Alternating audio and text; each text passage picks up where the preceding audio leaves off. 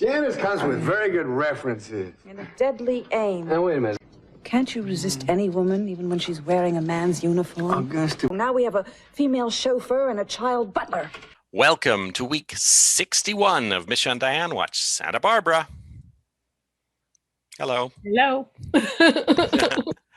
We started the week with the Monday, September 23rd, 1985 episode number 296. And Brick is being rushed into surgery, so we don't even pick up at the Lockridge house. We're already at the hospital at this point.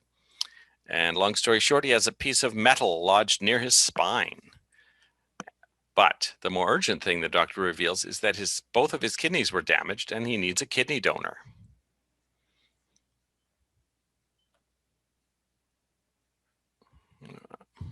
Yeah, so we had actually, I think, predicted this turn of events because we calculated that Brick was in the passenger seat, and that did seem to be where Augusta smashed into the rolls. So that turned out to be the case. Brick asks Nick to arrange for him to call Amy, and he intends to hide the severity of his injuries from her. And Nick tries to talk him into, telling Amy everything. Augusta tells Nick that this might be a good time to spy on Minx, since she's in there with Brick quite often. Nick pops in, says, "Oh, I'm Brick's friend," and almost immediately asks Minx how she found Brick when she hired him. And she is immediately suspicious. Yeah, you can tell that Nick's probably too honest to approach his private detective work in that way. Because once again, he tells Augusta, "Oh, I couldn't take advantage of the situation." And Augusta says, "Well, just think of it as doing your job." So Augusta and Janice have ended up in the same room because they're much less severely injured than Brick. Augusta says to Lionel that he never could resist any woman, even when she was dressed as a man. And I realized later that could have been a reference to Sophia in her Dominic disguise too. And when she mentions the reason she came back was because of Brandon, she says, "Now we have a female chauffeur and a child butler." Augusta blames Janet for her bad driving, and Janice says, "I have very good references." And Augusta replies, "And a very deadly aim." But to Lionel, she confesses that it was her fault because she had found out Brandon was with Lionel and was rushing back.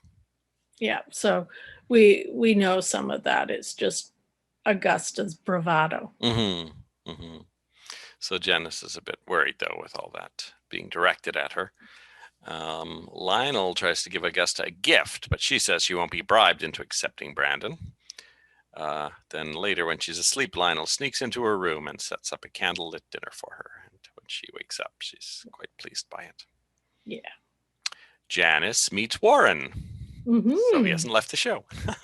And tells him she doesn't want to lose this job. And so Warren and Janice is maybe a potential love interest if things fall apart with Dylan. That's right. Yeah, I was thinking that too. It was kind of interesting because, as you already mentioned, Nick does have a brief conversation with Augusta as well, where she tells him to go and get some information from Minx. But it was kind of funny because we actually don't see a scene with Nick and Janice at all. It seems like he just kind of... He walked into the room, sees her and Warren sitting there on their bed, doesn't even say hi, Janice, continues on to the next bed and goes to talk to Augusta. So yeah, it was a bit odd. He didn't even wave to her or say, yeah. I mean, I know he's a bit annoyed by her being there, but hey, she did bake him a pie. You'd think he'd at least, say hello to her or ask her how she was doing or something like that. But it did seem like Janice might be moving into the Lockridge home at least. Because when she gets discharged, Warren tried to get her to move in, and she said no. And he says, "Well, at least stay for tonight while you're still kind of recovering from your accident." So we will see her there at least one night, I believe. Yeah, well, we know Lakin's bedroom is free if they've got the same kind of bedroom shortage that the Capwells have. Exactly.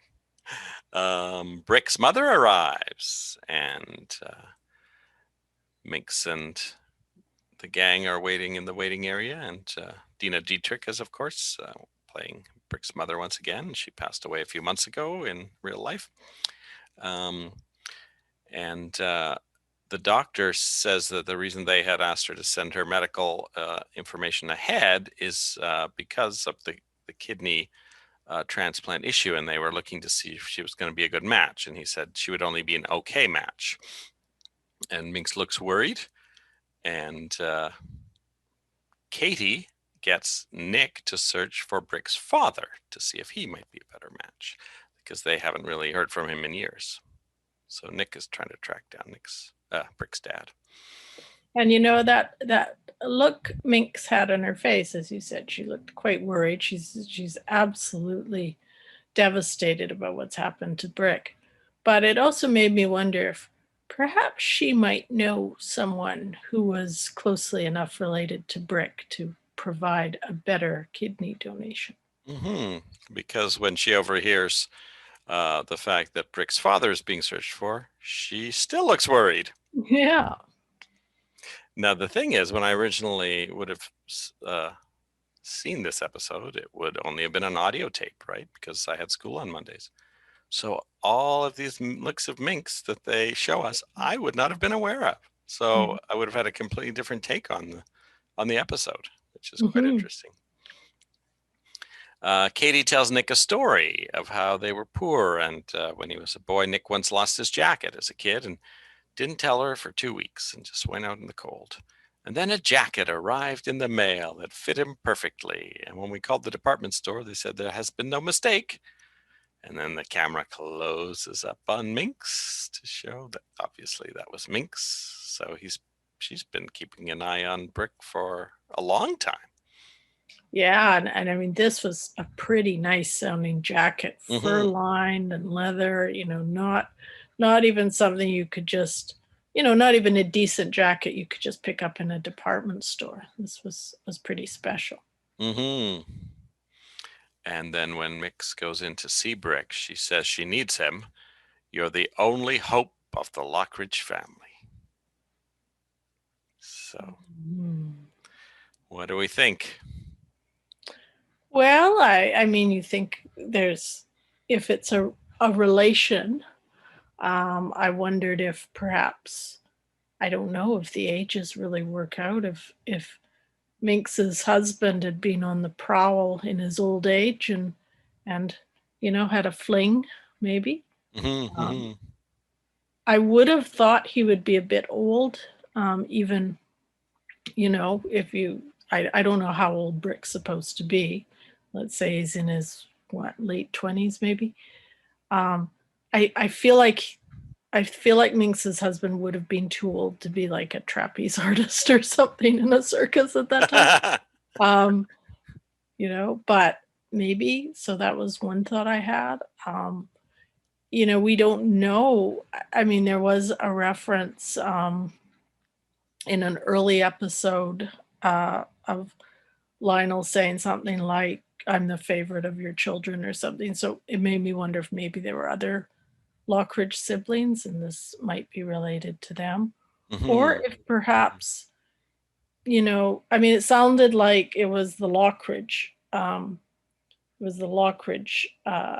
bloodline that Brick would be saving, because another thought would be that Minx had maybe had a fling with someone and that someone had then gone on to father Brick. But I think it has to be someone with Lockridge blood. So I would say either Minx's. I think Minx is too old to have given him up herself. If Exactly. Maybe there's a sister or brother of Lionel that either had the baby and gave it up, or fathered the baby and either does or doesn't know about it. Yeah. So I think it's either a connection with, Minx's, I guess, deceased husband, I assume Lionel's dad, or a sibling that we haven't heard very much about.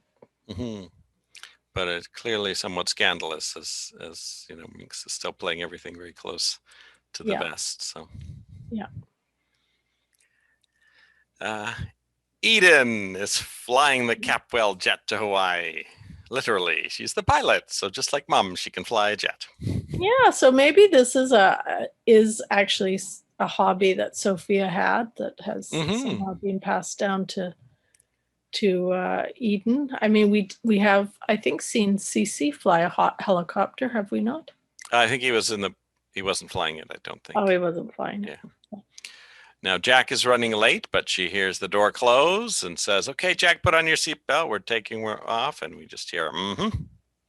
And then they get up in the air, and she asks the passenger to bring her a drink, and she realizes it is not Jack at all. It is Kirk Cranston, played by Joseph Bottoms.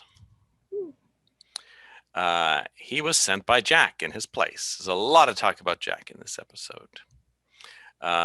Kirk says, "Oh, I've never had a job interview at 37,000 feet."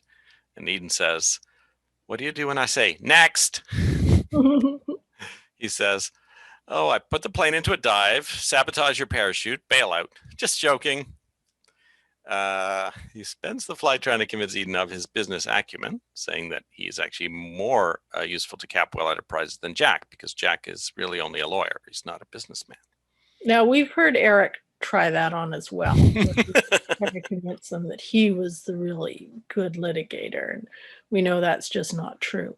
So I think, like Eden, we will wait to be actually shown evidence of Kurt's acumen. Yeah, Eden seems to think he's laying it on a bit thick. She says, "Oh, what are you going to do next? Fly this plane and find a cure for cancer?" And he says, "Sure, just as soon as I tell you that you're the most beautiful woman in the world."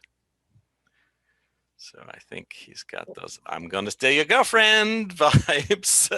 Oh, he definitely has that all through the episode. Yeah, so I think they've obviously cast younger than Joel Crothers for this man who's going to try to steal Eden away from Cruz. I think, they may have done a pretty good job. What do you think of that? A brass young man, very brash young man. She calls him a kid at one point, but, really, we've been led to believe that Eden's, I guess, in her early 20s. So he's probably fairly close to her age. I don't think he is actually probably younger than her. Yeah, maybe I'll look up the actors' ages for comparison after this. And so we'll see if this type is enough to turn her head away from Cruz. When they arrive in Hawaii, they discover that they've been both booked together into the honeymoon suite. Now, once again, I suspect that Jack Lee had done that on purpose. This could be one of his many moves when he's on the business trips with women he's interested in. I feel like Jack probably set this up, and Kirk, of course, says, "Oh, well, of course you can have this suite, and hopefully there's another one for me." And there just happens to be an adjacent one with an adjoining room available with a door, between them, just like Jack and Julia had in Vienna or whatever it was. Now, I have to say that was actually, in a way, a pleasant surprise to me. To me, that was almost a twist, because we've seen so many movies where, characters accidentally get booked into one room when they were supposed to have two, and whoops, there's no room left. So now they've got to share a bed. So it was actually kind of refreshing that there was actually another room available. I feel like Jack probably set that up too. He said, "I'll actually have dibs on the adjacent room, so I can look chivalrous by saying, 'Oh, I'll find another room if I can.' And then but the door between them, as you know, if it's not locked, you can just walk through it." So I feel like Kirk maybe was given a heads up by Jack about this, or has just, is running with what's there. So, but I think he was pretty happy with how things turned out. Now, do we have a sense of, if this is something Jack's concocted for himself, and then, do we think he was actually planning to go on the trip himself and have this all set up, or has he set this up for Kirk? And in which case, why would he set this up for someone else? It'll be interesting to see if we ever maybe see a one-sided conversation with Kirk on the phone with Jack or something. Maybe we'll get a clue as to whether this was just something Jack was hoping to take advantage of, or what. Kirk said he was from Philadelphia, so that's not. He's not a Santa Barbara guy. No. Of course, when Eden tells Cruz about it, he says, "You checked into the honeymoon suite with Jack Lee." But of course, he sets him straight, and then later Eden can't sleep, and Kirk hears her pacing, so he comes through the adjoining door, which is not locked, I believe, and she says she's going to do the Capwell trick of having a swim in a sauna before bed to help her get sleepy. So he asks if he can join, and she agrees. So as they are going off to get him a swimsuit, the phone starts ringing. So Cruz presumably will be trying for the next little while to get through to them, but they are having fun swimming and saunaing, I guess. And when they come back, Kirk says, "Well, Eden, you sound tired now." And he suggests, I think she suggests they have to get up at 6 a.m. So he suggests that he place a room service breakfast order so it'll be ready and they should eat in her suite. And so while she's in the shower, he uses her phone to call room service. But before he can dial it, the phone rings and it's Cruz.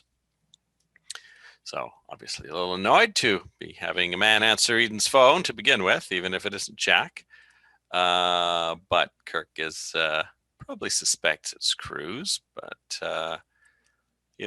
plays like he doesn't know and says, "Oh, Eden's just in the shower, and would you like me to go get her? It would be a pleasure." So he's like taunting Cruz in the way that Eric was kind of taunting him and Jack was taunting him before about like the fact that they find Eden appealing. So Cruz hangs up and immediately books a flight to Hawaii. So before we talk about that, I just have a question for you about the writing of, this, especially this little scene. Do you think the writers subconsciously, as they were writing it, forgot that they had set the scene in Hawaii rather than New York? Why is that? Well, because Hawaii's 3 hours later than California. So right. Eden probably wouldn't be in the middle of trying to go to sleep.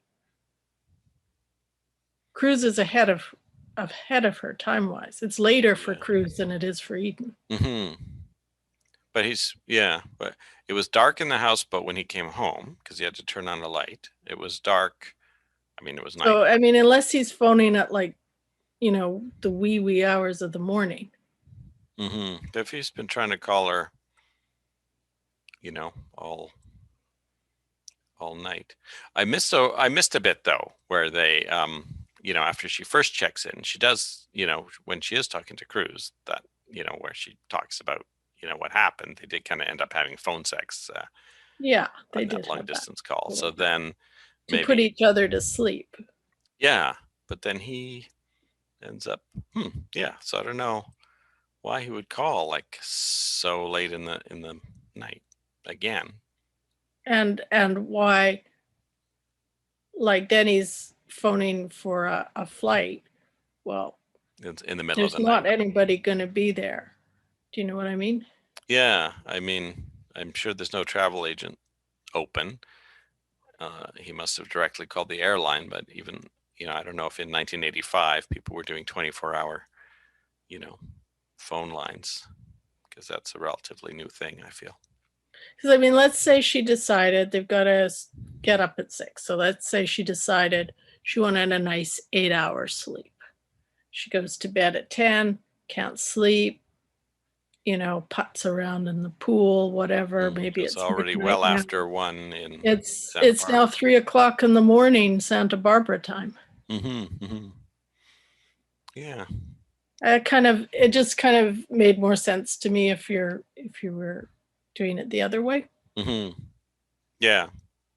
Still, even if it were 10 o'clock in Santa Barbara, it's probably still pretty late to try and book a flight for first thing in the morning. So, but presumably, I didn't remember anything about this. But then, when Cruise booked the flight, I did kind of have a vague memory of Cruise showing up in Hawaii for something. So that may be this tomorrow. Of course, it won't really be set in Hawaii. It'll be,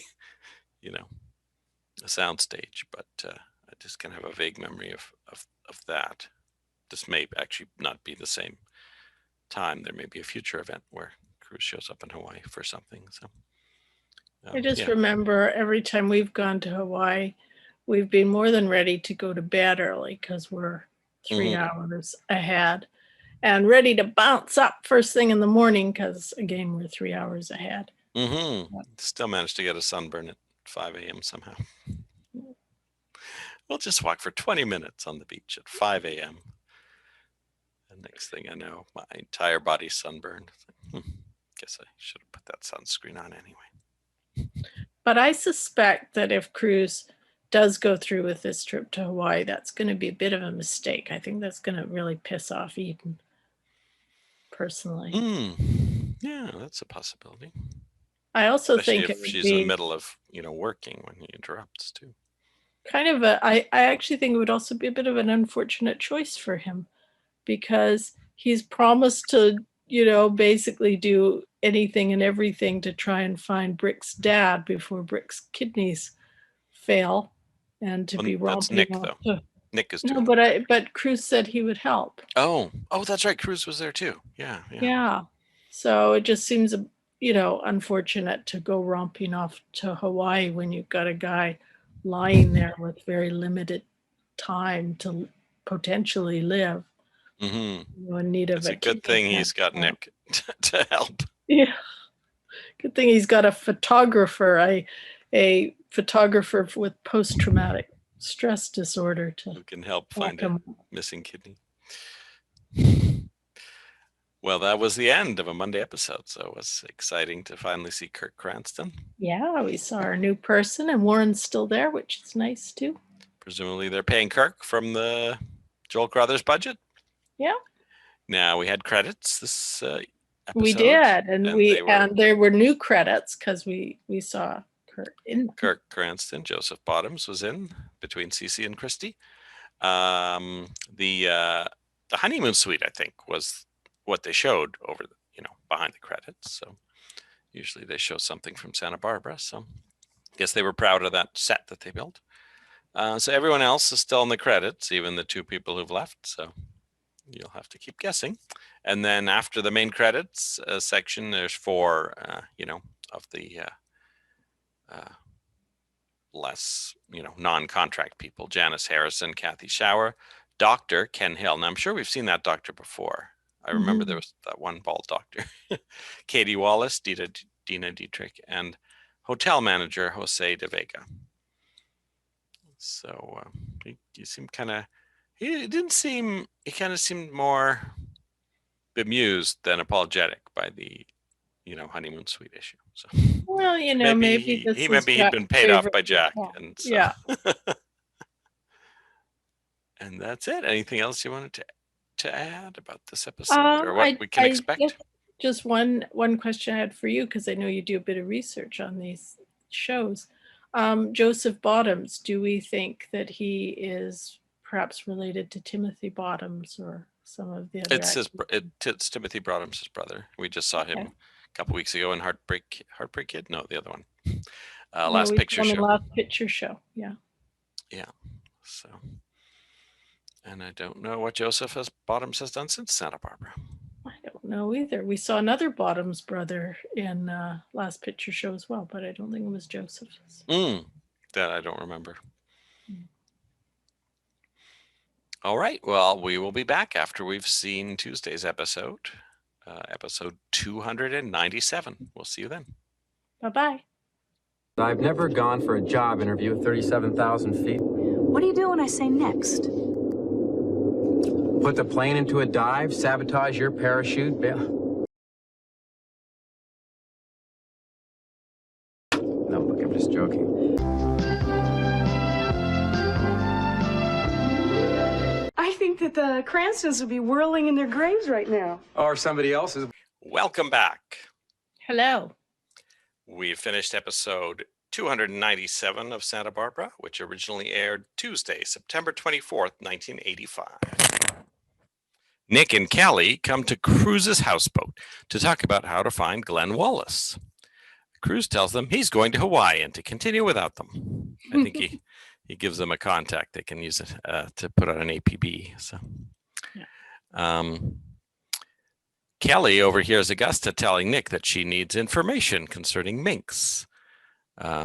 She tells Nick to suggest to Brick that Amy take him back to New Staland. And Nick tells her that that relationship is off limits. And of course, once again, Augusta doesn't want to hear those objections. Mm-hmm. So Kelly, is very upset to hear this. Nick explains to Kelly that he's working for both Brick and Augusta, but Kelly says, well, if Augusta's behind it, it's something nefarious. Yeah. So I guess that is moving forward. And with Glenn Wallace coming into the picture, maybe Nick will be able to get some info from him. But Nick does point out that if he doesn't find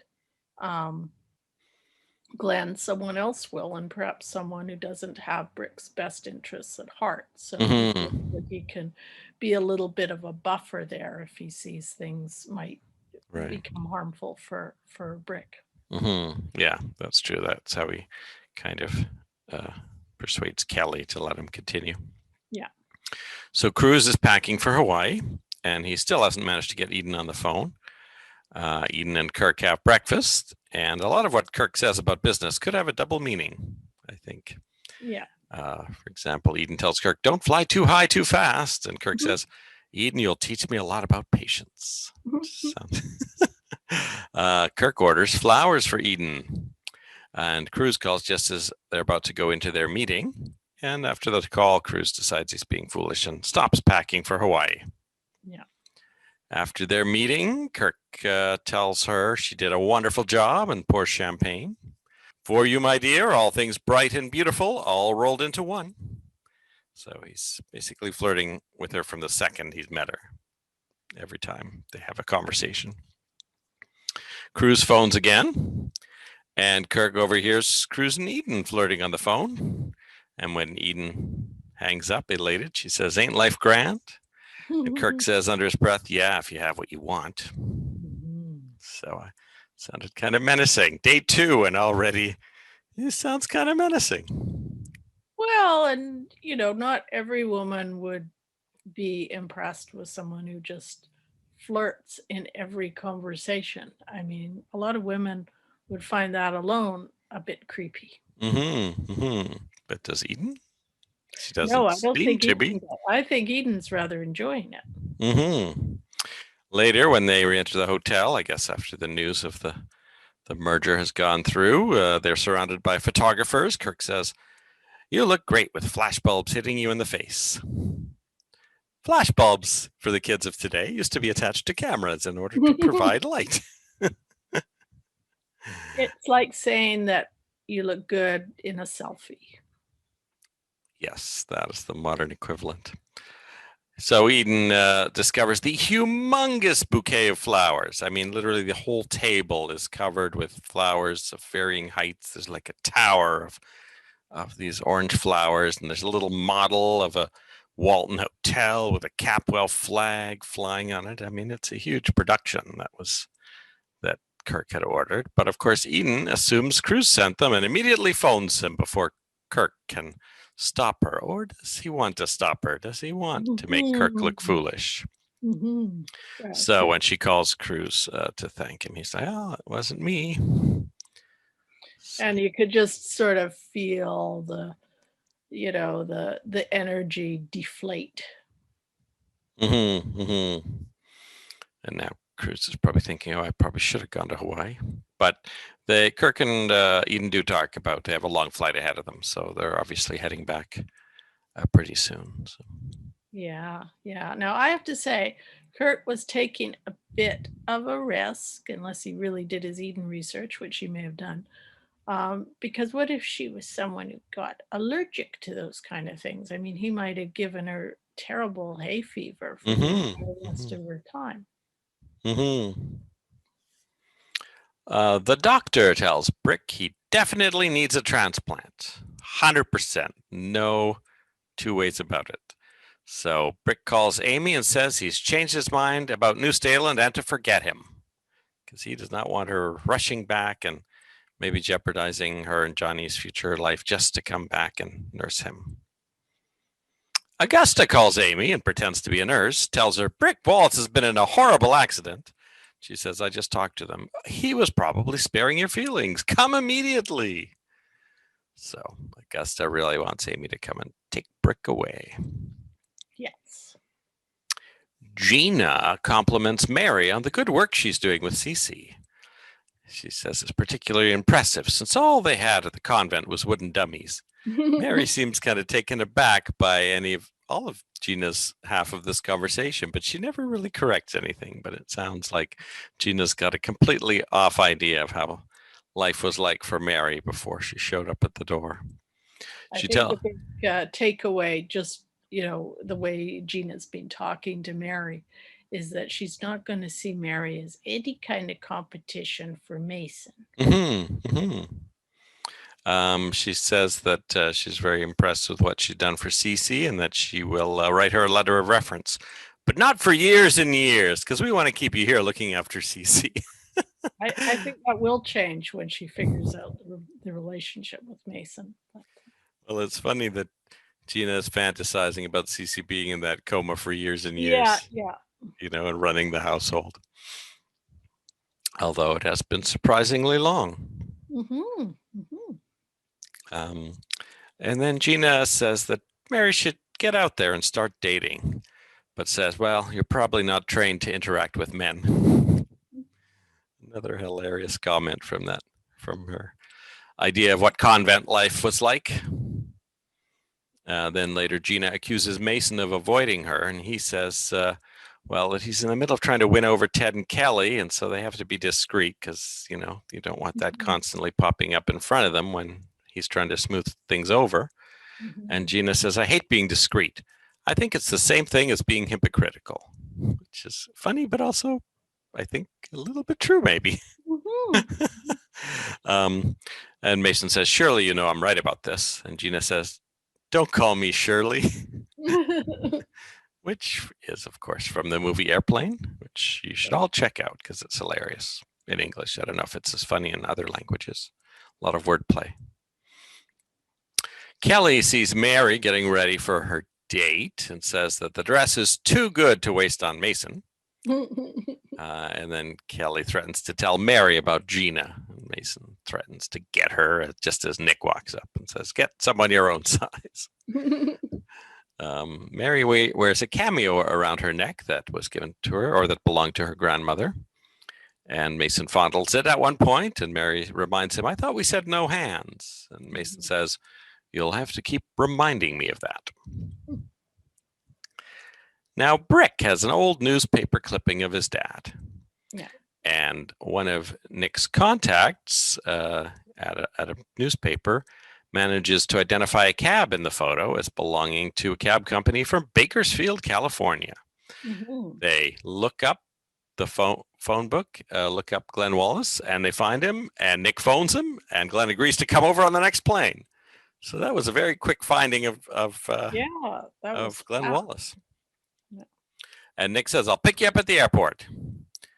Then Glenn gets a mysterious call. We don't hear the other end of it. So presumably it's Minx, telling him they found a more suitable donor and he doesn't need to come. So I don't think Augusta would have any benefit for that. I think it's Minx.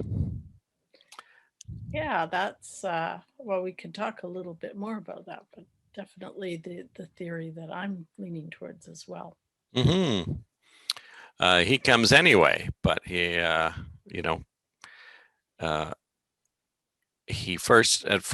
apparently he missed a few flights, so he came anyway to support Brick. But Nick waited for a few flights and then gave up and came back and told Brick, well, he didn't show. And Brick was like, aha, I knew it. I knew he wouldn't show. And then he's kind of when he walks in saying, oh, I had to take a cab because you weren't there. So Brick's kind of, oh, he did come after all, but then later he tries to say, well, you can leave now. There's no reason for you to be here. So, but what happens is the doctor, is talking about the transplant, and Glenn is like, well, wait, I got a call saying that it's not needed anymore. I just came for support. Mhm. And the doctor said, oh, that's not right. And he checks into it. No one from this hospital called you. And he said, that could have been a deadly mistake, except that luckily Brick's kidneys have started functioning again on their own. So he definitely does not need a transplant now, contrary to what he said at the beginning of the episode. Yes. So yeah, there's some dad and son stuff between Brick and Glenn. Brick says, oh, just get going. You probably don't want to be here anyway, etc. But I think Glenn decides to hang around a bit. Mm-hmm. So I think we'll see maybe some more scenes with them tomorrow. And Nick says to Kelly, our friend Brick has an enemy. Yes, but as you were saying, I think Minx is behind that phone call myself as well. They kind of set it up. They set Augusta up as a red herring because they show her being in the room when Nick and Kelly are talking about Brick's dad and looking at the newspaper clip and everything. And then they show that scene of her making the fake phone call to Amy. But I don't think Augusta would have anything to gain from, calling off the potential kidney transplant donor because she's trying to get rid of Brick. She's trying to get him out the door. And, as far as she knows, if he can get his transplant and head on off to New Stalin, that would suit her fine. Whereas Minx, I don't think Minx would want to see anything happen to Brick. But I think she knows that Glenn Wallace is not really a relative of Brick's. That's my theory. And if he comes down to Santa Barbara, he's going to be giving all this medical history and blood work, and they'll find out he's not related to him. So by keeping him in Bakersfield, she avoids that risk. And it doesn't risk Brick's life because I think Glenn wouldn't be a very good donor for him anyway.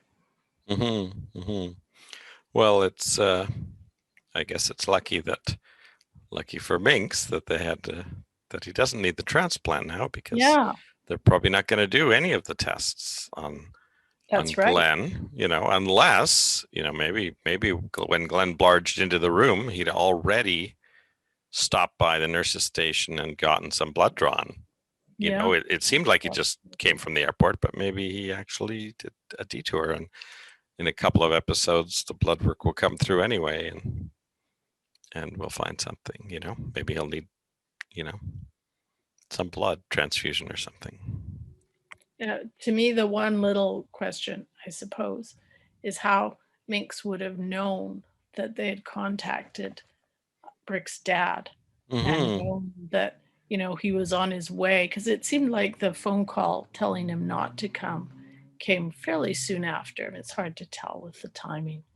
And so one idea I had, and I don't know if it's, just reading things or not, but one character who was in this episode a lot that we didn't really ever think about very much was Brick's actual nurse. And at one point, Nick actually makes a comment, oh, that nurse is always in there. We got to wait for her to leave. And she does seem to hover around a lot. And, we know that Brick's been trying to get a hold of Amy the entire episode. And whenever the nurse tries to get a hold of Amy, she can't get through. But Brick gets through to Amy right away, and so does Augusta.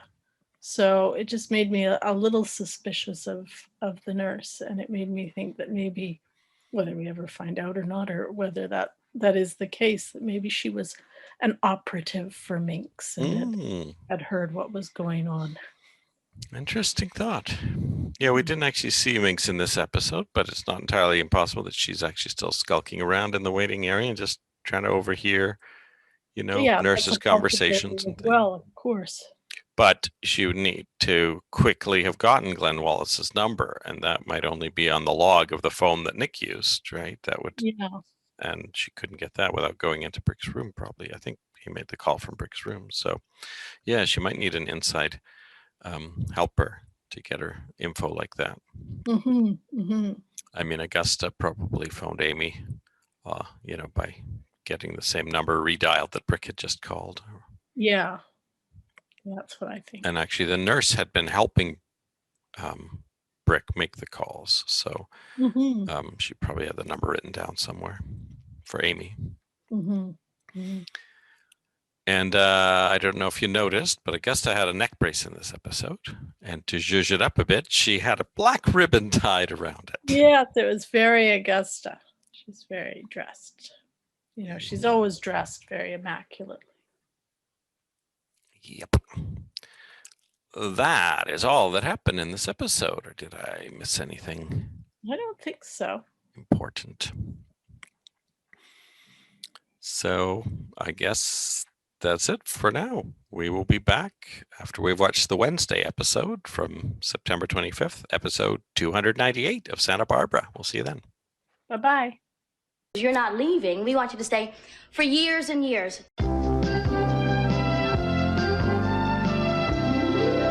I suppose you're here as a chaperone, as Mason's stepmother. Have you two been swapping tales of woe? Oh, poor me, I'm losing my husband. Poor me, I've lost my child. Welcome back. Hello. We finished watching episode 298 of Santa Barbara, originally aired Wednesday, September 25th, 1985. And you literally just finished it, and I watched it this morning. Nick traces the call that was made to Glenn Wallace and finds that it came from the Lockridge house. Now, of course, immediately they think of Augusta, Kelly and Nick, this team. Glenn says the woman who called was not young and had a commanding voice. So Augusta denies making the call and I think threatens to sue for slander, something like that. So Nick tells Kelly what they need to do is get Glenn to identify her voice. Kelly and Nick have a late dinner at the Orient Express. It is pretty late because some of the other things happening around this time are at 9:30 p.m. So they dance, and Nick accuses Kelly of being scared to advance their relationship. When the waiter comes, he says, "I'm the veal, she's the chicken." And Kelly takes this good-naturedly. Yeah, it's kind of another little Nick and Kelly adventure. It sort of reminds me of when they were spying on faux Jack Stanfield Lee way back a few months ago. Like Nick and Nora, but Nick and Kelly. Yeah. So so I guess she's a detective now. Gina tries to divert Mary from her date with Mason by sending her to check on some supposedly faulty equipment in Cece's room. Mason then takes the opportunity to tell Gina he's just taking Mary out to throw people off of their relationship, which I don't think Gina is entirely buying. Mason and Mary have dinner at the Orient Express and dance. And later at the Capwell mansion, Mary tries to avoid kissing Mason, but is unsuccessful a couple of times. He finally manages to kiss her, and then she decides to kiss him. So that is slowly moving forward. Mason's finally got his date. I don't know if Gina will be very happy. Gina really had a bad night tonight, I would say, with all the things that went on.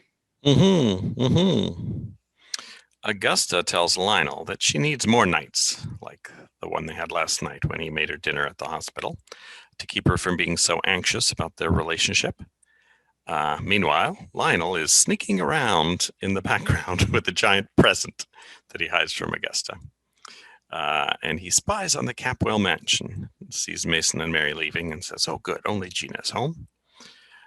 So he pops over there to give Brandon the present.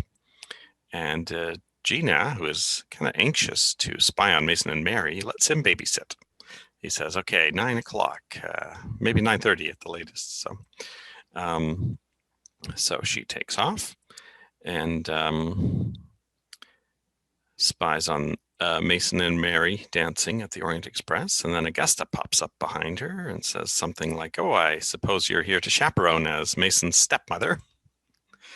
And then Augusta tells Gina that, and then to get back at her for saying that, Gina tells Augusta that Lionel is at home with Brandon. So Augusta is seen with a scarf around her neck brace now.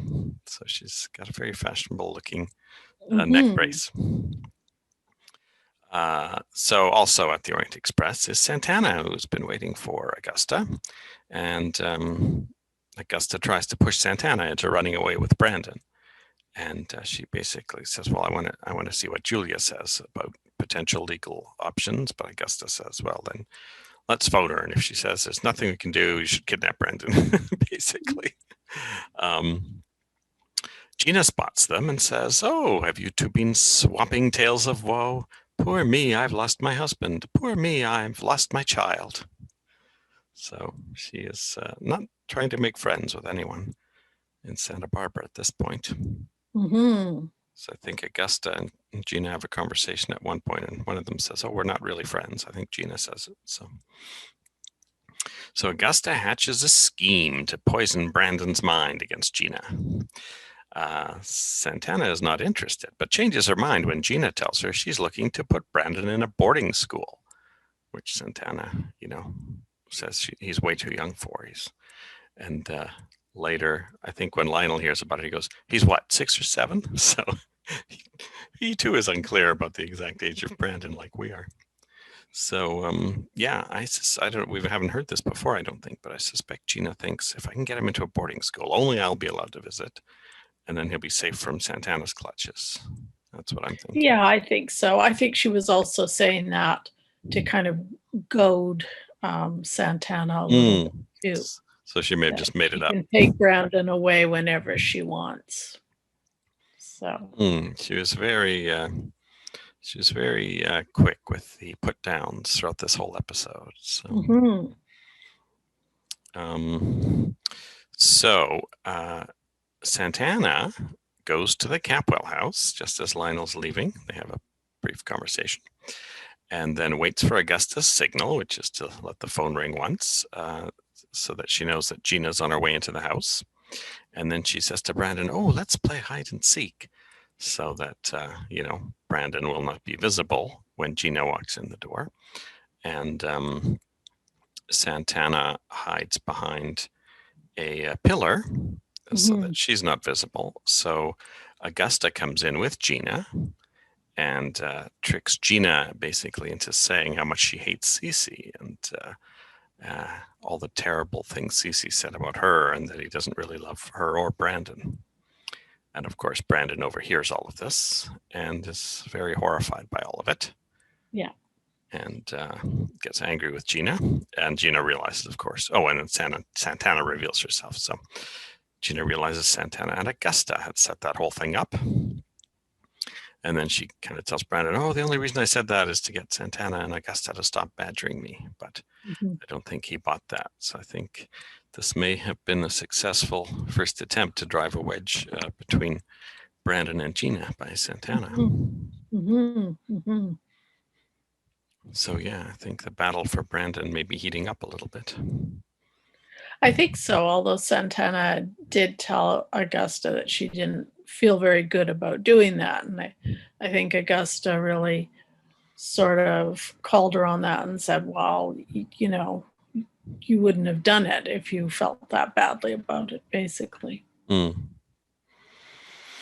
Yeah, so we'll see what happens in the coming days. I don't know if Augusta will be able to talk Santana into taking Brandon, but maybe Gina will do some increasingly I think Gina will things. probably goad her into taking some sort of action, which she wouldn't necessarily, want to do on her own. But I noticed that Gina, as has always been the way with her character, she tends to take situations that might be best left alone to cool down and kind of make them worse. So I think that might be something that happens in this case. I don't know how far Santana could get with, trying to kidnap Brandon. I mean, that would mean they'd both be off the show for a while, and then she'd have to come back and face the music. But maybe if they've decided they're tired of this Santana again, that would be one way of getting her out of town. And then, Gina could agonize about where's Brandon for a while. Yeah, I think Santana did start to take him at least one other time when she was plotting to take him to South America. But that time Ruben and Rosa were babysitting him, right? And she came to the house. Yeah. So it's a potential pattern. And yeah, her main reason for stopping was that Brandon loved Gina so much. So I guess maybe if that's removed cleverly by Augusta.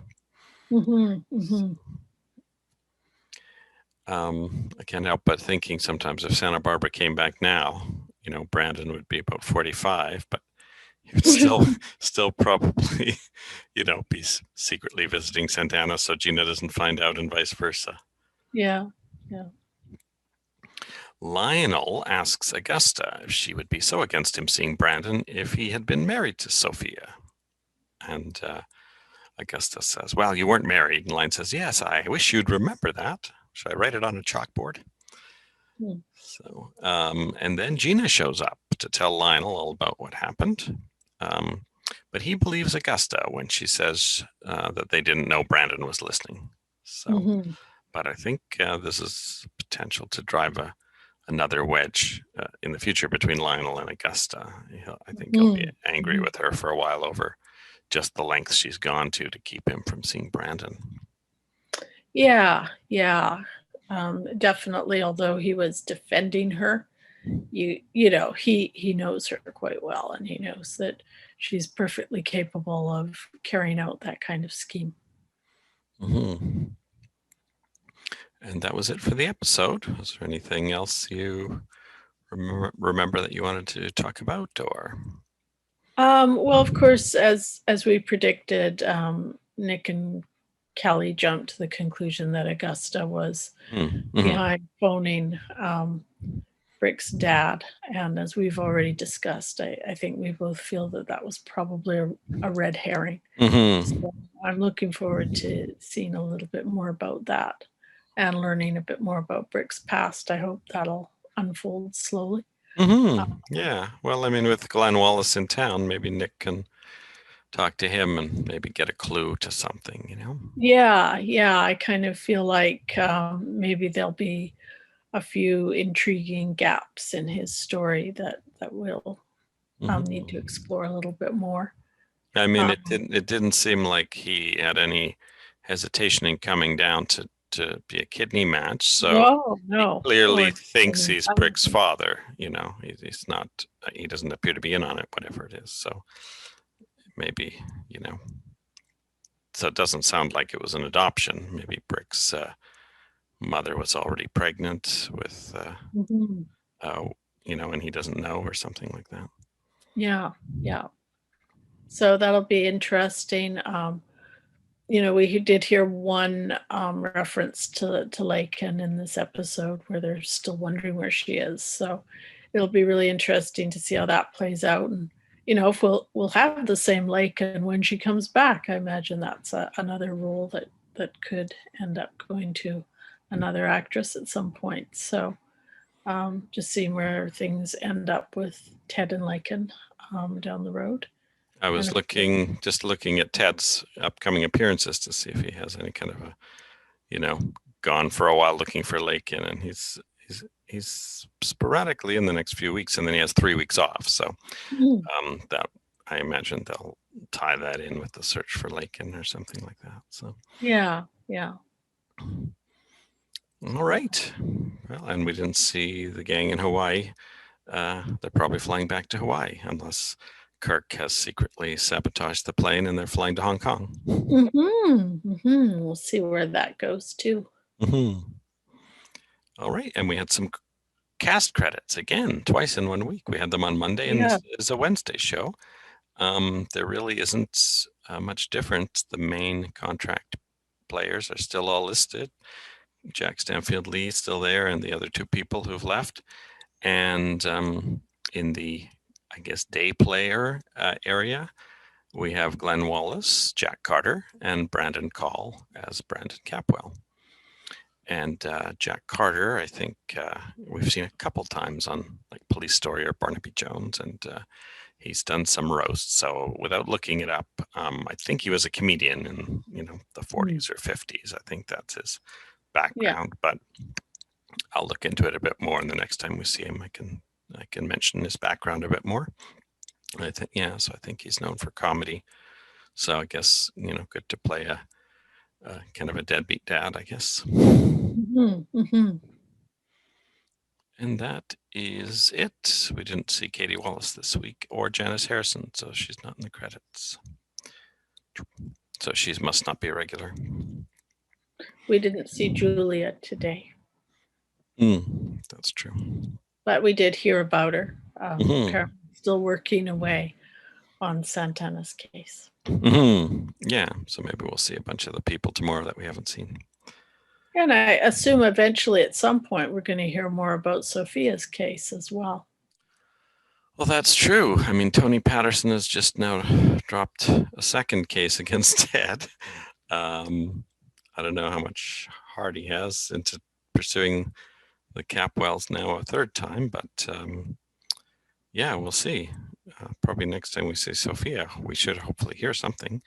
I mean, that the possibility is still that he could drop the case, because Cruz was pushing that from the beginning as the investigating officer, which would be kind of hilarious that, 3 of the 4 major, storylines of the summer relating to court cases all kind of petered out. Yeah. Whereas only one really had a proper trial. Which would be funny. We were looking forward to three trials earlier in the summer, 3 court, with Maggie's court case, and so that's kind of funny. All right, well, we will be back probably tomorrow after we've seen episode 299 of Santa Barbara. We'll see you then. Bye-bye.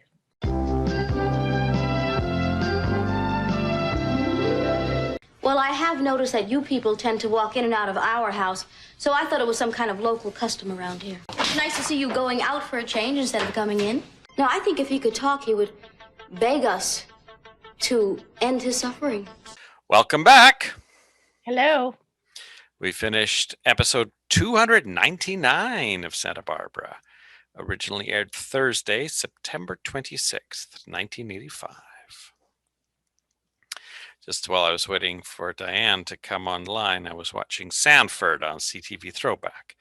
And who should be on there as Maria but Gina Gallego, future Santana Andrade. Oh, wow. She was so young that I didn't recognize her, but I thought she looked familiar until just near the end I realized who she was.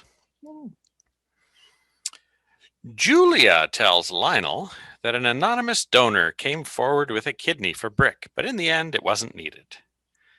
So I don't know where Minx rustled up a kidney. Well, Minx works in mysterious ways. Was she going to donate her own as a backup? I don't know how old kidneys get when you're 80-something. Or she had someone else lined up that she knew was a relative.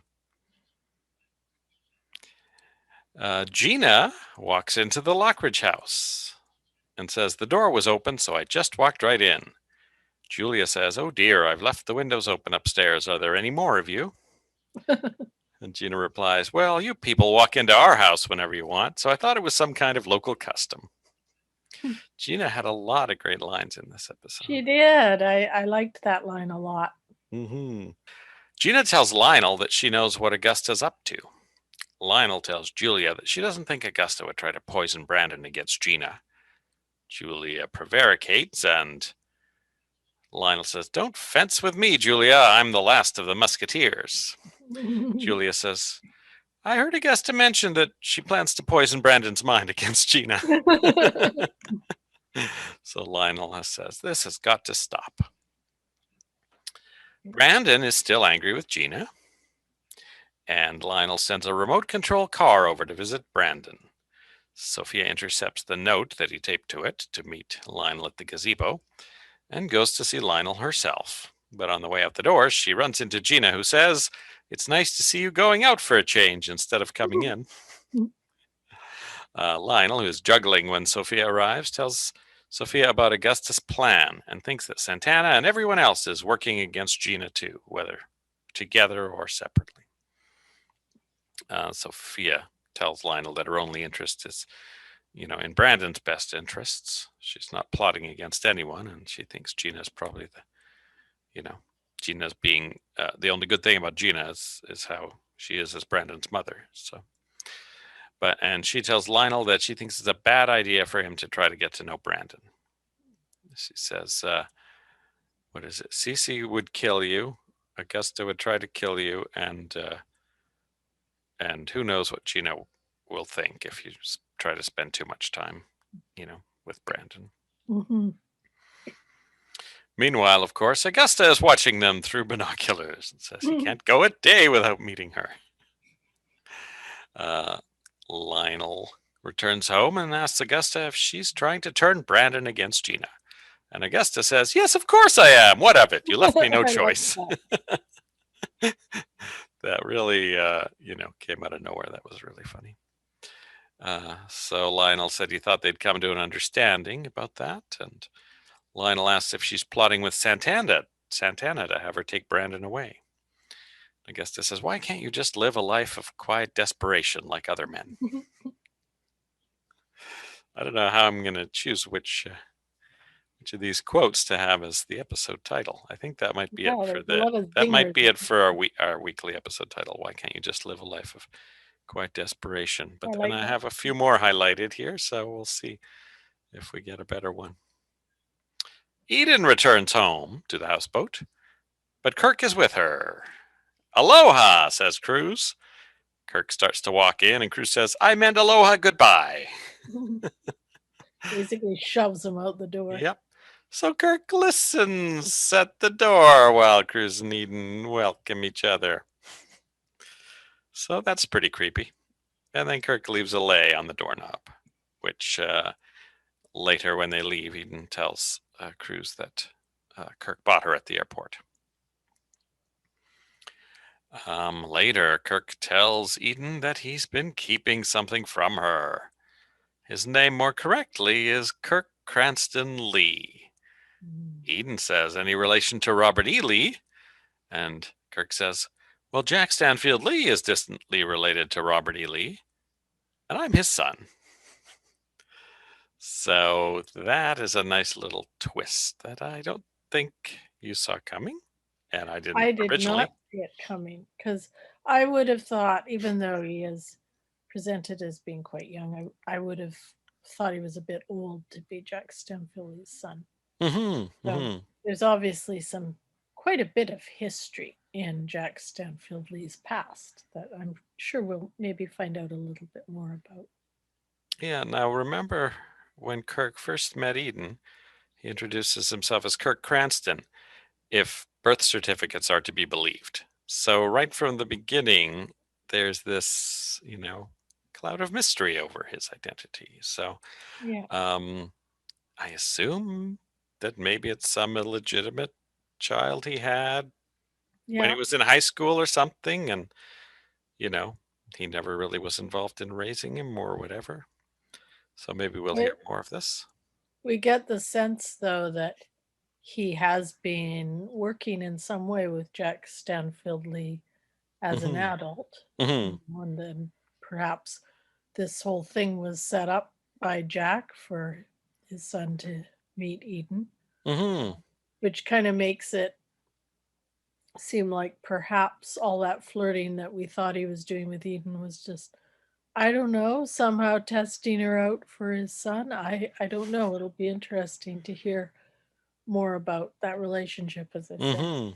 It'll be, have to be a one-sided commentary from Kirk, as we won't be seeing Jack again unless we get a letter from him saying, "Here's the whole story about my son Kirk," and etc. Or Eden will be on a one-sided phone call. Oh, so that's why his last name is Cranston. Thanks, Jack. The other thing that I thought was, because of the weirdness of Jack never having mentioned kids, is why didn't they just make it one of Jerry Cooper's kids? Because I remember that would have been interesting. Jerry was complaining that his kids always looked up to Uncle Jack and were always so excited when he showed up. So that would have been another possibility, but I guess maybe they have their reasons. Charles Bateman is in this episode, sleeping as usual in a coma, but he gets a close-up because, he showed up on set. Might as well give him a close-up. Eden worries about Cece with Cruz, and when they go to visit, she and Cruz talk about the fact that Cece told her he didn't want to live on life support. And they have a long discussion about that. Eden says, I can't kill him. And Cruz says, what you're considering is illegal, and many would say immoral. Cruz is definitely on the side against euthanasia. Mm-hmm. So here's another potential issue to drive a wedge between Cruz and Eden. Yeah. As well as between Eden and probably most of the family, because when she explains Cece's wishes to Ted, he's completely against pulling the plug. Mm-hmm. Gina, of course, is witnessing this and throws in, I think if he could talk, he would beg us to end his suffering. Yeah. It was so funny. Linda Gibney's Gina is just hilarious in this episode. And I think Sophia would be very upset about it as well. Gina goes to tell Sophia immediately, but of course spins that Eden just sat there and said she wants to pull the plug on Cece. So I think, maybe Gina's decided if she can get the family hating Eden, they might not hate her so much or forget about her and let her and Mason coast for a while. Later, Gina investigates the various machines that are keeping Cece alive. Mm-hmm. So that leads me to think, is it better for Gina if Cece dies? Without the new will being in effect, she would get something, but probably the family would sort of cut her off. Like she may get some money, but then she would be kicked out of the Capwell, circle. And I think she does want some kind of social standing too in Santa Barbara, I feel. I think it might be better for her if he stretches on for years, but then there's always the fear that he'll wake up one day and, like Barnabas, grab her by the neck. Exactly. I thought she and Sophia had kind of an interesting conversation, as you said, when she was mentioning that to Sophia. It was interesting because Sophia had just finished telling Lionel that Gina's sort of one redeeming quality was that she really loved Brandon. And so it was a bit strange for me to suddenly, when Sophia suddenly turned around and accused Gina of never loving Brandon and saying that, Yeah, that you're just, yeah. And this long sort of thing about how, she had no interest in really children as they were, and it was a really weird speech actually. And for me it kind of reminded me that Sophia's not actually that well mentally in a lot of ways. That's what I took away from it. That's true. I don't think Sophia's quite the pillar of maternal stability that she likes to pretend she is. She did a lot of remote parenting. And who knows if, Marcello has been keeping her sort of stabilized since she's been out of the institution or institutions. Like, what if she starts to go off the rails slowly but surely without Marcello's influence? I don't know. Eden has a nightmare about switching off Cece's machines. So she's, she was in a black void and there was a giant, I think that's a ventilator, right? That little pump that goes up and down. So. And then there's these giant knobs that looked like, knobs on a music soundboard to me. But I guess Eden was trying to turn one of these giant knobs, I guess, to symbolize her turning off the machine. So it's interesting that this was juxtaposed with Gina examining the actual machines. Yeah. So it'll be interesting to see what Gina feels is the best option for her and how she tries to get that implemented without seeming like the bad guy to anyone in the family. Yeah, and it'll be interesting to see how this story plays out and how it affects Cruz and Eden's relationship, because I actually sympathize with Eden's dilemma in this, and I think whatever way she chose, whatever her stance is, it is not optimal to have your partner sort of stake a claim that is not going to support you either way. I mean, Cruz is presumably Catholic, and I think that without even any further investigation, you'd assume there's a 99 point something percent chance that he'd be against it. So Yeah. not a surprise, but good to see a clash like this. It's a realistic clash.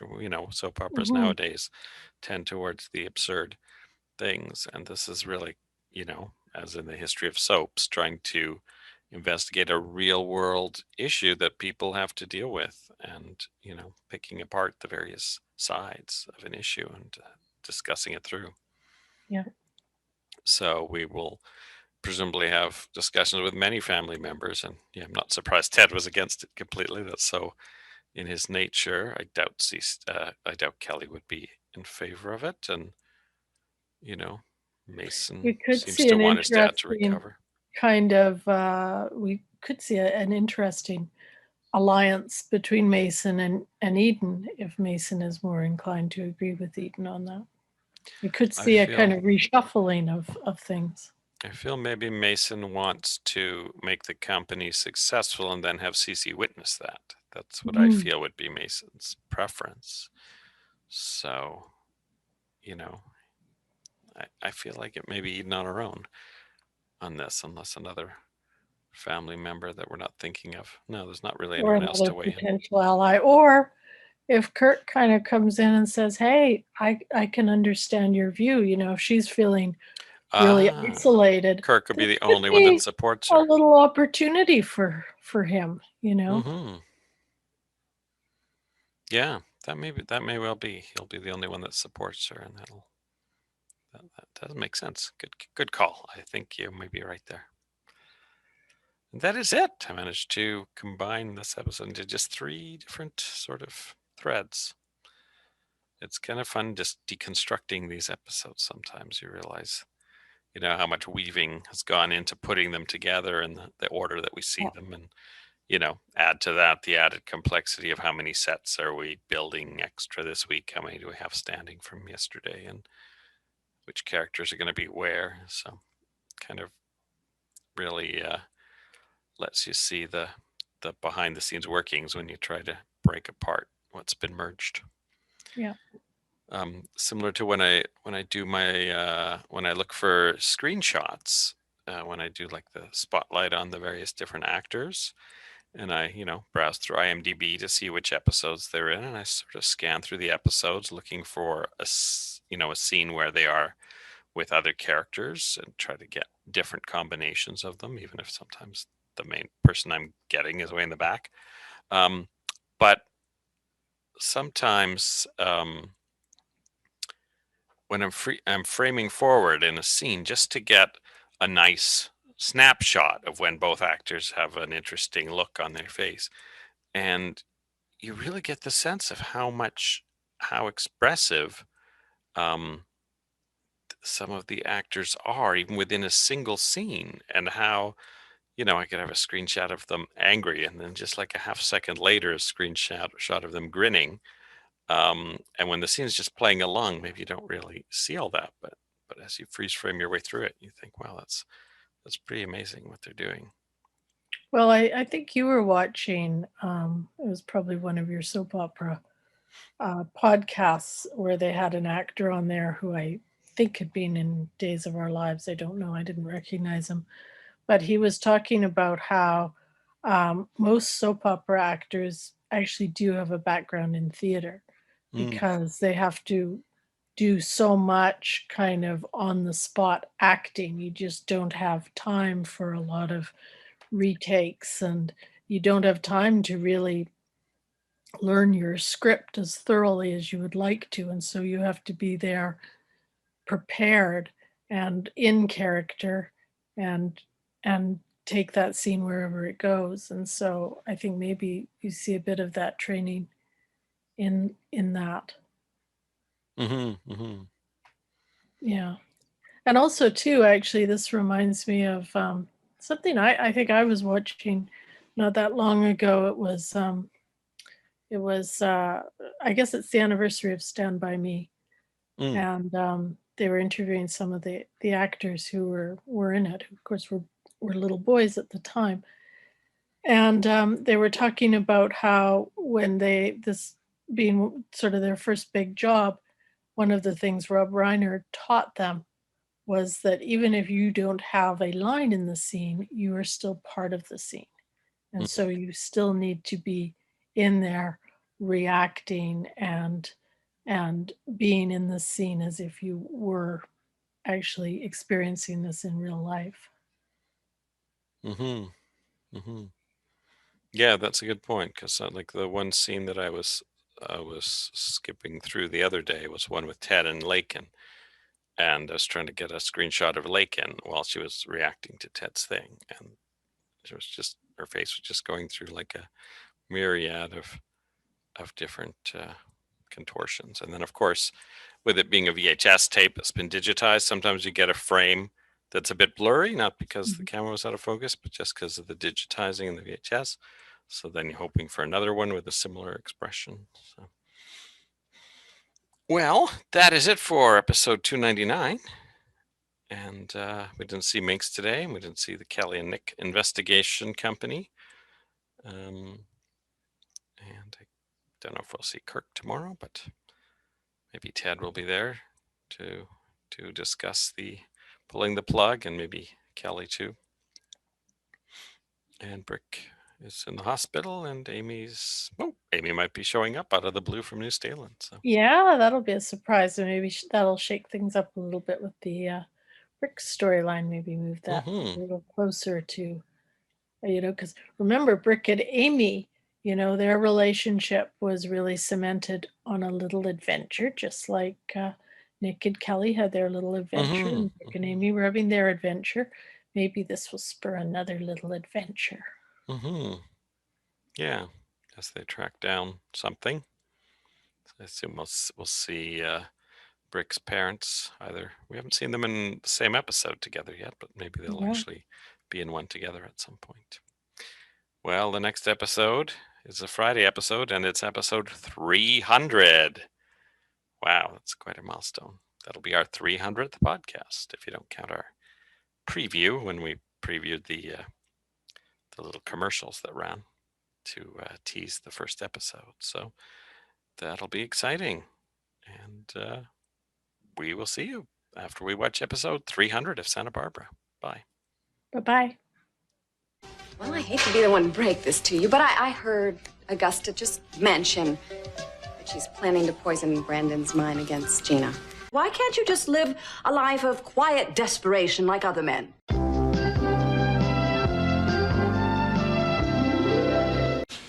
Maybe it would be effective if she were to dress up in some of Dad's clothes. Or we could attach some strings to her and have Jack Lee or this Kurt Cranston fella pulling on them. Welcome back. Hello. As you may have noticed, I've been in Kelowna for a few weeks as my mother was in the hospital. Unfortunately, she passed away on Tuesday. And I'd like to thank all the people who sent condolences on the various Facebook groups I'm in, the Santa Barbara ones, and people from the cruise. And Richard Eden also posted to my announcement, so that was very nice. Thank you very, very much, everyone. Well, we have both watched episode 300 to finish off this week, 61 of Santa Barbara. And Eden, once again, we have a reprise of the dream Eden had of pulling the plug on Cece. And she tells Cruz about that dream. And of course, they are having ongoing discussions about what she should do. The police captain, shows up and tries to order Cruz out of town yet again. Was that the same captain we had before, or was it a different actor? It didn't quite look the same to me. Yeah. So Cruz once again declines the order. He says, I can't do it right now. I'm busy. And the captain lets slip that it wasn't his idea. And when Cruz presses him on that, he said it was the commissioner's idea. So I think Cruz is getting the sense that someone is pushing on the higher-ups to get him out of town for some reason.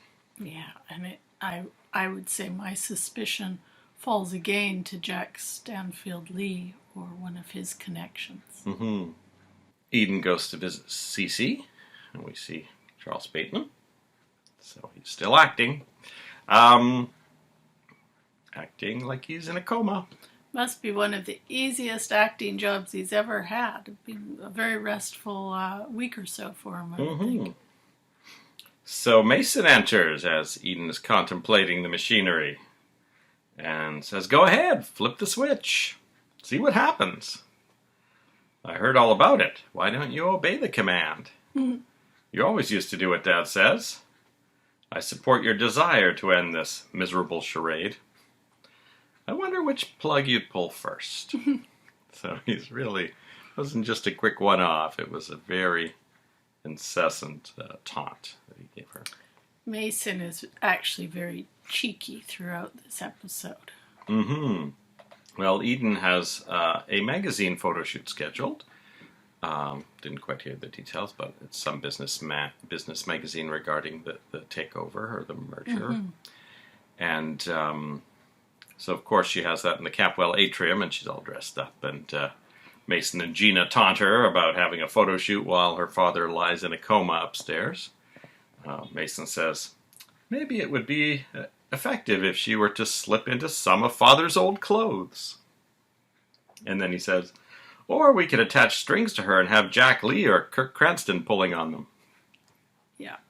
And they also make some snide comments about her dress. I mean, they're really going high school in this scene. Yeah. So Jack Lee still being referenced as an active participant in their lives. Yeah. His legacy continues. Mason is not just hanging out at the house. He's actually arranging a secret dinner for himself and Mary in the gazebo. But he tries to get the caterer to avoid running into Gina. But Gina gets wind of something going on and thinks that Mason is planning a secret getaway for them because of all of his comments about how they should need to hide their relationship. So she goes out and gets a new hairdo and a beautiful new dress. She's very excited about their surprise date. Yeah, and there's kind of a funny scene where she mentions date and kind of gives him a wink, and he winks back, not knowing quite what she's talking about, but just kind of rolling with it. He says something, oh, do you have a date? Yes, I have a date. So later, of course, Mary and Mason are at the gazebo having a lovely dinner when Gina, who's gotten tired of waiting for Mason to summon her to the secret rendezvous, just shows up, and she is heartbroken to see Mason with Mary. And she's wearing a beautiful dress. Like, she's really gone all out for this. She's got her hair all done. So this was actually the cliffhanger of the week. So this is a big deal. We will see if sadness turns to anger. And Gina says, you know, those papers just might turn up unless you come back to me. Which is, as we talked about, a mirror of the way they first got together. Yes, although I would think that Gina would be sabotaging herself a bit too if they did turn up. Well, she only needs the one that takes Mason out of the company as maybe the first volley, because the will's not relevant unless Cece passes away. So. Amy arrives, and Brick is extremely annoyed she's there and tries to get rid of her by saying, no, I meant it, we're over. But she refuses to buy any of it. She ends up going to his bed, and he ends up, trying to get her away, and he, I guess, jerks his back, and there's still a piece of metal in his back, so he ends up screaming in pain. So he may have shifted that metal. So he's in a bit of an injury. Brick also tells Nick that he doesn't think Augusta would go so far as to call off Glenn from donating a kidney. So Nick goes and records Augusta and plays the voice back for Glenn, and Amy's in the room. That's the first time she realizes they're suspecting Augusta. And Glenn says, no, that's not the woman who phoned me. So he's pretty certain. But then Amy decides she is kind of certain that Augusta's the one who phoned her in New Stalen and told her to come and get Brick. So she goes to confront Augusta. And Augusta says, that's insane. What do I care about Brick, whether he stays in Santa Barbara, New Stalen, or New Jersey? So Amy then tells Augusta, well, it doesn't matter now because we're all staying in Santa Barbara. So I don't know if that is the final decision now of Amy, not to go back to New Stalen. But it's certainly going to annoy Augusta now that Brick is cemented back into Santa Barbara. Yeah, well, I think Amy was kind of just goading Augusta too, because at the beginning of the scene, Amy kind of settles on the couch and says, well, I can be here as long as I need. And then she actually leaves just a couple of minutes later. So I think she's just trying on different tactics to see what's going to kind of get under Augusta's skin and maybe get her to confess that she was at least behind the phone call to Amy. And in a way, I was almost a little surprised, given how completely blunt and unrepentant what Augusta was with Lionel in the last episode, where she just said, yeah, of course I'm trying to get rid of Brandon. I was almost surprised Augusta... You were talking about Amy sitting there, saying she could leave any time. Yeah, I think Amy was really goading Augusta throughout this scene and just sort of testing her and seeing what she could do to get Augusta to confess to at least being the person behind the phone call to her, if not the one about Brick's kidney. And so at the beginning of the scene, we see Amy kind of stomping in and saying, well, I'm not going to leave, until I get answers, and settling on the sofa and just being ready to stay in for a while. And then, of course, she leaves a couple of minutes later. So I think she's just trying some things out in this scene. And it really surprised me, actually, that Augusta was so vehement in denying that what we know is true, that she was the person who actually phoned Amy. Because in the last episode, she was very blunt with Lionel about the fact that she didn't like Brandon, and she was, of course, trying to get rid of him. Of course, she didn't want Lionel to have anything to do with him. So I was actually a little surprised, because I actually thought that Augusta might be as blunt with Amy and say, yeah, of course I made the fake phone call to you. I was trying to get you to take Brick away. Of course I was. I don't know what she would have necessarily had to lose by doing that. But, or she could have said, I really saw that Brick didn't want to trouble you, and I just couldn't bear it, and I had just been in a car accident. I was a little addled when I decided to pretend to be a nurse. She could have There's always smoothed ways it over she with could have Amy, done but it. I guess she's not that type of personality. So. No, she's always got these schemes, but actually she doesn't strategize that well, really. It's funny that she and Gina are not friends, because they have some similar They definitely traits. do. I guess maybe that's what those Real Housewives franchises are about. Frenemies. They probably have some of the same writers as the soaps. Santa Barbara writers are writing Real Housewives. So, Augusta has a scheme to get Brick out of their lives. She has a Swiss banker over, and she has given him $10,000 cash to put into a new account. And she says, now put it in the name of Brick Wallace, or Barnaby Wallace, whatever she says. And he says, I can't do that without his signature. Even Swiss bankers have some scruples. So the implication being Augusta has fewer scruples than a Swiss banker. Yeah, she tries to push him a little bit, but he, by saying, oh, there'll be more on a monthly basis. So clearly she's trying to set up an account that will make it look like Brick is embezzling money from the Lockridge real estate holdings. Not to be thwarted that easily, Augusta shows up at the hospital with the papers, and just her luck, after Brick, may have moved that piece of metal in his spine, he is on heavy painkillers. And he is really out of it when she comes in, and he is just about to sign that paper that she tells him is something else, I forgot. When Amy walks in and says, what do you think you're doing?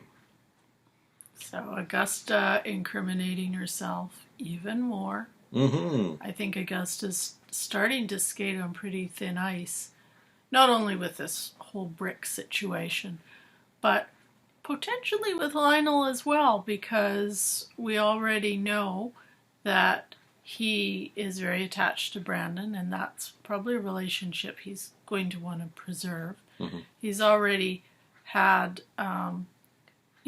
the accusation made against Augusta, and she's already been very blunt that she's definitely trying to thwart his relationship with Brandon.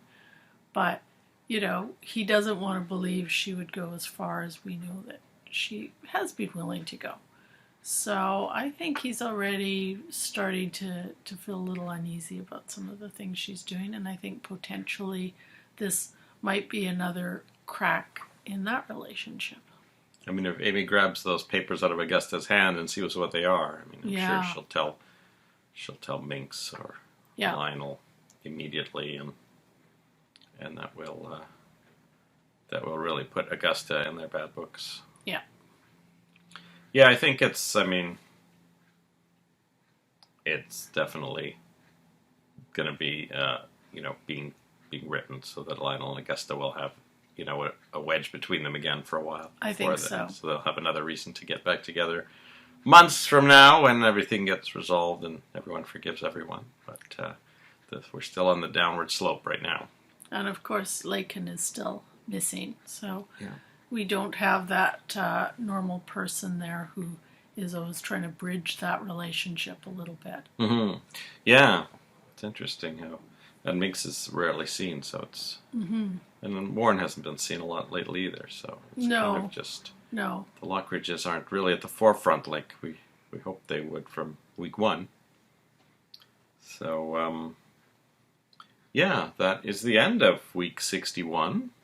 And next week, we will have a recast. Mm-hmm. Someone will be on the show one day, and the next day, a different person will be playing that character. How exciting.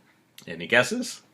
There's the usual three suspects. Yeah, there's my usual three suspects, which I think are Santana, Lakin, and Minx. So And Gina. Four. You got four suspects. Gina, I often guess Gina these things as well. Mm-hmm. So I'm assuming it's going to be one of them. I'm going to keep going with one of them. Any favorite in that bunch? I'm going to guess Santana, because I think if it were a recast of Lakin, she's already, why would you bring back the original actress after this long break and then recast her the next day? Yes, I see what you're saying. Yeah, and it seems like this Lakin is missing storyline would be... Yeah, that would be the perfect opportunity for a new Lakin to come back. Good point. And Minx, she's so rarely in scenes. I kind of don't really see why you would drag the actress, who's probably in her 80s at this point, in for one day and then bring in someone else the next day. So I'm going to guess that it is going to be Santana. All right, we will see if you are correct.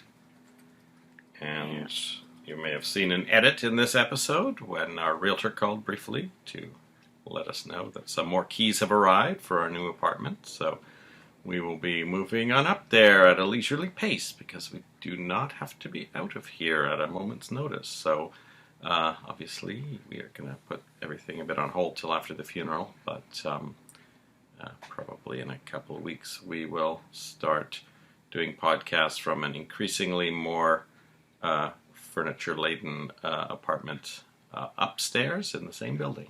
So which should have better lighting too.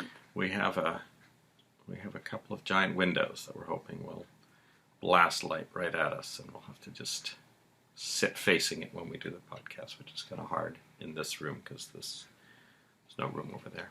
And eventually this cruddy old sofa will disappear as well. And probably that But an almost crummy identical one, also from Lazy Boy, and the same color will appear.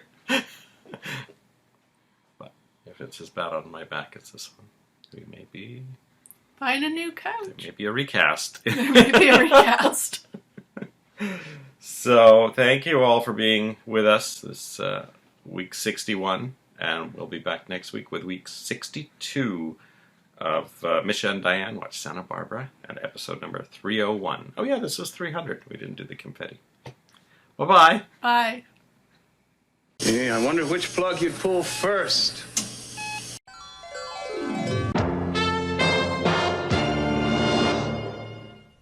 You could do virtual confetti. That might be a filter you can add. I'll see what I can find.